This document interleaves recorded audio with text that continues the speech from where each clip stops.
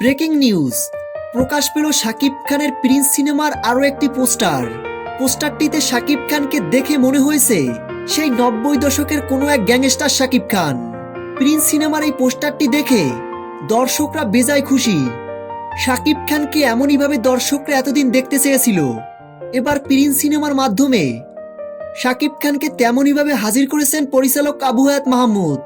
শাকিব খানের এই প্রিন্স সিনেমার পোস্টারগুলো সত্যি ইউনিক লুক। এমন পোস্টার এর আগে কখনো কোনো সিনেমার ক্ষেত্রেই দেখা যায়নি। সবগুলো পোস্টারই একদম নতুন লুকের।